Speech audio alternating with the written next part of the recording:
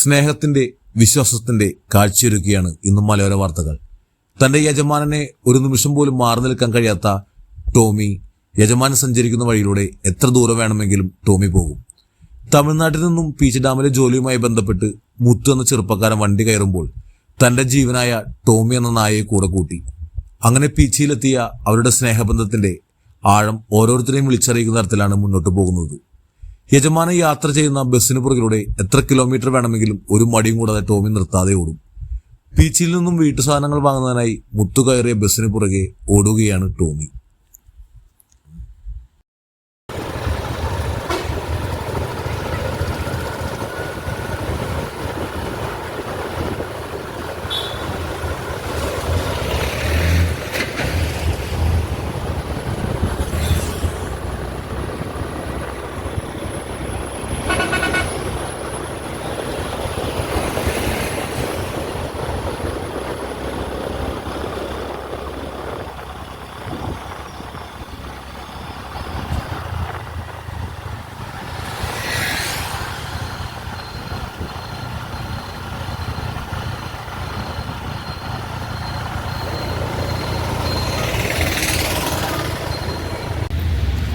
നായ നമ്മുടെ എവിടെ വീട്?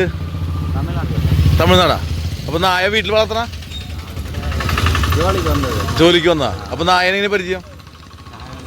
അപ്പൊ നായ പുറകെ വന്ന നായ ആണോ? ആണോ? അപ്പൊ എവിടെ താമസിക്കുന്നേ? ഡാമിലാ. അപ്പൊ നായനെ എങ്ങനെ പരിചയം? നാട്ടിൽ നിന്ന് കൊണ്ടുവന്നാ? തമിഴ്നാട്ടിൽ നിന്ന് കൊണ്ടുവന്നാ നായനെ? അത് ഇവിടെ വന്നിട്ട് നിങ്ങളുടെ കൂടെ പോകണില്ലേ? ഇവിടെ വരുന്നുണ്ട്.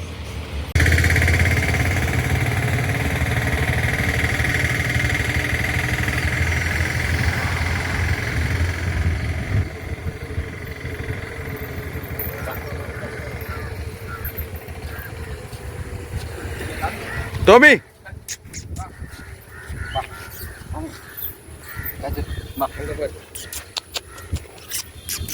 വാ.